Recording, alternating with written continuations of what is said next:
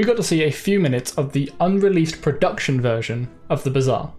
And in that short span of time, we not only saw information about the new class Mak, we not only saw the Affix system or upgrade system, but we also got a number of small little leaks towards card art, new systems, and so much more. We're going to go through those in this video, so stay tuned. So without further ado, let's go ahead and take a look at Mak. We saw a tiny little fragment of Mak gameplay in the short bit of time Reynad spent on his latest stream playing on the new unreleased client. There's going to be another video coming out later covering his entire stream where he played the old client that we've seen. He gives us a lot of information there about what's coming and what's happening with the Bazaar. But for today's video, we're taking a dive into the new stuff. So he jumped into this combat round here, and I will pause as we have Mak. Here he is in all his poisonous, probably, glory. We see there's still a lot of default art in, but we actually finally see him in the game. Now, this fight doesn't last long. They are trying to balance out the instant battles. I'll play it for you in a second. It ends very quickly. But we see a whole bunch of Mak's cards here. We can just barely see some sort of horn. It looks a little bit like Ivory Tusk, but much longer. No clue what that'll do. But we quite clearly see these sort of very, very poisonous looking mushrooms. And you'll see in a second that whatever this build is that Mak is running applies a decent amount of poison to Reynad playing Vanessa here. We then have, I'm not entirely sure what this is. This could be my colorblindness playing up, but these look like some sort of offcuts maybe. Difficult to tell. We then have these, what I can only assume to be poison spikes of some sort. They look like a trap. They almost look like, kind of like what Caltrops would be, but maybe they're not. Maybe they're more active. They seem to do 6 damage each, and they have a cooldown, so they're a weapon of some sort. We then have this non-charging item that looks like venom coming off of some sort of fangs. I can see just barely some writing on it, so that's obviously not finished art. But yeah, it looks like some sort of like very, very venomous type thing coming off this beast. Which probably is buffing his other items. And then we have a nice little herb box thing that is doing some sort of healing, which makes sense. I feel like Mak rather will have quite a bit of healing. We also see this placeholder item is doing 94. I don't know if that's healing or shields. We don't actually get to see as the battle ends very quickly. So there you go, our little poison spikes, or our little spikes triggered, and that did poison Reynad's build. But Reynad absolutely one-shot him. Again, they're going to be working this out of the game. But that isn't the only thing we've seen of Mak of late. If I go over to my handy-dandy, here's something I prepared earlier screen, we see a whole load of Mak artwork has been added to this ArtStation project for some artists that are working on the Bazaar. So I just will do a quick glance through some of these. We have Mak's lab right here. Plenty of alchemical stuff set up. Also a sort of gem thing set up, so he's not purely alchemical, he's not just working with potions. Maybe he's doing some sort of artificery as well. Different versions of his thing there. Here we go. Now we see, okay, he is supposedly involved in the creation of gems or jewels or something other than just potions. As we have a very, very nice ring here. Some of the Bazaar gold in the background as well. I really like the Bazaar gold. I haven't said that before. We have Mak's little kit here. Again, plenty of stuff for gathering potions and herbs and weird tentacles that I assume belong to creatures in the Bazaar. Nothing particularly new there. He's a little dish to work from. This probably has a proper scientific name. I'm not a scientist. Again, Mak working on gems. So there's definitely this duality of him working on potions and gems. Maybe the gems end up being a archetype that we can work with in the future. We see the poison mushrooms that we saw before, more potion stuff, more gem stuff, and a mirror. And so far that's kind of it. Or is it? I'll show you at the end of the video where we actually get into the juicy leaks. But for the time being, let's head on over and take a look at the other thing that was revealed in the video, the Affix system. So here in that same little clip of gameplay, we go to a artist looking figure who seems to be selling upgrades, and we don't have any idea what upgrade they're selling, but it just appears as a regular merchant, and you see Reynad flicking through his cards here. He already has some upgrades and then puts the bowlers in the upgrade slot and gets turbo bowlers. having upgraded his item. So you can upgrade a card. It certainly doesn't look like they finished the UI. And as far as I can tell, it doesn't look like you can choose the upgrade that you get. Now, my guess would be maybe that you're somehow told as to what the upgrade is going to be before you click on the merchant, so you don't waste an entire turn in this area. But that remains to be seen. We haven't seen much of that again, but there is more coming after. The next thing we'll notice is that this isn't Forger. We had Forger here before. Forger was the upgrade mechanic. We were supposed to have a big smithy, like a huge anvil would appear and you'd get like an upgrade slammed onto it or something like that. They seemed pretty hype about this idea in the past, but this strictly isn't Forger. Instead, this is an artist. As Reynad says, supposedly painting the upgrade on your weapon. It's a very interesting take, a very new and fresh idea, which, I mean, innovation has been a key word of my coverage of the Bazaar. This game is not like the others. This is a new, fresh thing for us to play. So, you know, it's nice to see them going down this route of picking something that maybe we didn't quite expect. And linking back into my comment about maybe we have an idea as to what upgrade we're going to get before we go in, we did see 4 different versions of this so-called Artist God card, though. I wonder if each type of artist will appear differently, and, you know, when you get the green one, you know it'll paint a card with a mossy affix or something like that, giving us the choice rather than us clicking on it and it being entirely random. Although even if that is the case, I can see how making it random would help deal with solvable metas. If affixes are these powerful bonuses, but it is a power source you cannot control, then that does lean heavily into RNG, but destroys any concept of a forcible meta. After showing us this, Reynad then went on to show us the different types of affix we can get currently.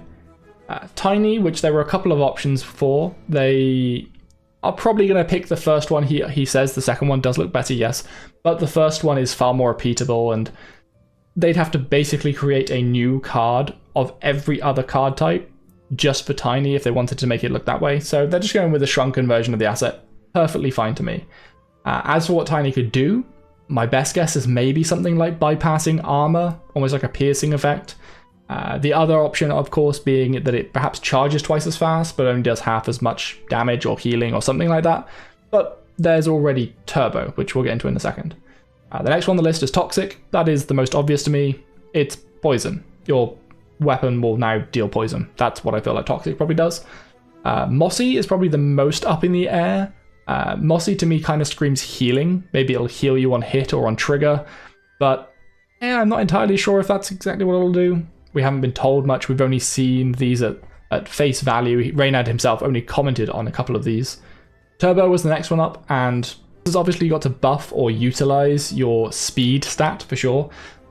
It probably won't be flat stuff because they realize that's a bad thing, so that's why I said the speed stat. Maybe it doubles the usefulness of speed on your item or something to that effect.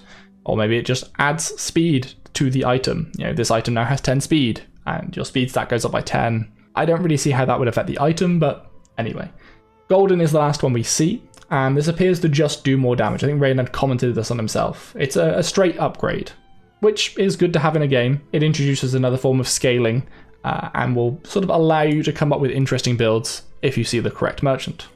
Alright, so that is Mak done, that is the Affix system done. These are the two things we saw the most of, and to me were the most important and interesting from the brief window we got of the new system. However, while Reynad was trying to show us the art for the artist, this godlike entity, he showed us the Trello board again. Now, he's done this before, and I don't think he minds too much about doing it, but we did get to see a new rendition of a bunch of stuff, some really cool stuff coming, so without further ado, let's jump into that. The first thing was as he was loading the artist image itself.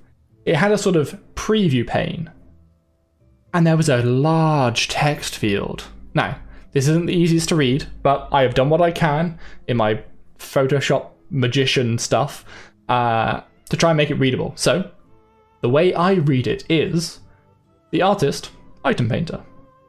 The universally renowned painter, known simply as the artist, began their career in Dunlin-on-Mere, I think. Wowing the bustling art scene with their mind-blowing ability to paint over any item or surface, and sometimes even altering its properties and capabilities. The artist employs a wide variety of means: paintbrush, graffiti, something unreadable like splashing, etc. Though no matter the something, somehow.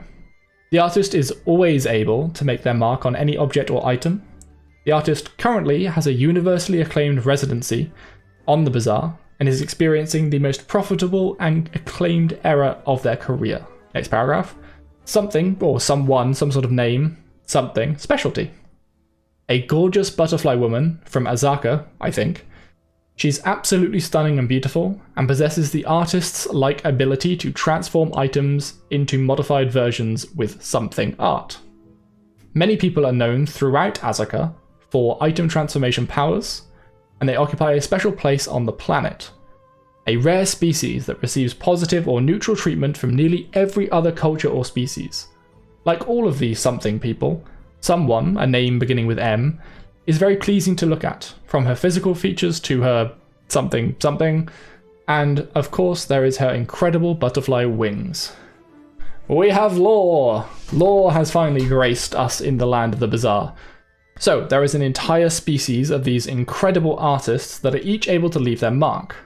Now I do wonder if this means I was right previously, and that they will each have their own affix that they can add depending on which one you find and go to in the Bazaar. But also, we got some information here. There's a species name that I can't quite figure out.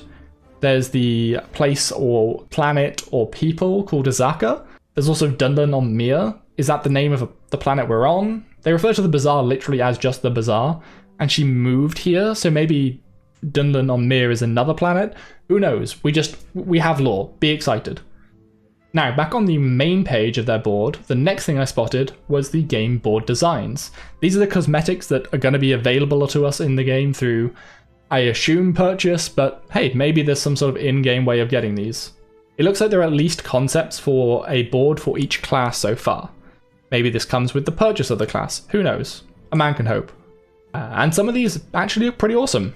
Dooley's has a lot of dimension to it. Like, as I look at Dooley's, I feel like I'm in a 3D world. It has that sort of perspective to it. But by far and large, my favourite has got to be Jules, unsurprisingly.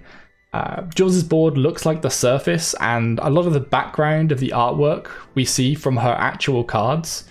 So I can genuinely see Jules preparing stuff on this board, and I can't wait to play Jules and have Jules' board, and it just feel like it fits, you know? Moving along from that, we see some character art. There is an awesome Pygmalion skin, where he looks like some sort of Byzantine emperor, and a similar version for Mak as well later on. There's a new, what I can only assume to be monster called Lickit, which is both adorable and scary. And finally some art for Stell at long last. She exists, she's coming. She looks like a young protege type inventor, which I'm 100% ready for. I love the arc of the sort of hyper-intelligent young kid battling all these adults that think they know better. I'm all for it. Stell, you're going up in my expectations now.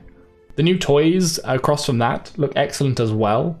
Asteroid mining we'd already heard of, but now we're seeing pan juggling and vegetable cannon. These kind of look crazy, and I can't wait to see what they do in game. It's going to be fun. The last little peek was a whole platter of artwork for everyone except for my beloved Jules. She was cut out of the shot, unfortunately. Why you gotta do this to me, Raynad? Now, I'm not gonna go ham showing you all of this, because just wait for the official releases. We tend to get little hints and little objectives, and they handle it really well. Go follow the Bazaar on Twitter. You get much better artwork over there. However, there were some interesting card names that I will highlight. We had the Shoeblade for Vanessa and the Camel-like Alien for Pygmalion, neither of which we've seen yet. Now, as card types, I'm not going to try and guess what they do. These cards are important to me because we'd always heard that we'd never seen probably more than 70% of Pygmalion or Vanessa's cards. And now we can really see that in effect. There are cards here that we've never seen, never heard of. We haven't even reached sort of the tip of the iceberg as to all of the content that's coming to the Bazaar. So 100% stay tuned. Moving across, we see for Mak, we have cards like Shrinking Potion and Crocodile Tears, so your typical alchemist kind of stuff. And then we get on to Dooley, where he has a computer virus, kind of makes sense, and 2 new robots to join his little robot army. We already saw Micro Dave, and we even voted on it, but now we have the Chris Army Knife too, you know, instead of the Swiss Army Knife. So all robots are loosely based on puns? What kind of dad-centric planet is the Bazaar even on? Anyway, there was a ton of information from the stream thereafter, so stick around and subscribe to make sure you get notified of our stream recaps. These are short-form videos that catch you up on hours of everything you missed from Reynad streams. I hope you've enjoyed all of the content we got from the little glimpse into the production build, and also a little bit of the leaks. Of course, none of this is guaranteed to appear in the game. This is just stuff they're working on, so take everything with a pinch of salt. I've been GameSlowGreg, and I'll catch you in the next video. Ciao! I'd rather be a dreamer, I'd rather be free, I'd rather be a leader, I'd rather be a queen, I'd rather be a singer in a trashy cover band. I'd rather be a closer, I'd rather be clean, I'd rather be a poser in a magazine, I'd rather be pretty much anything else than your machine.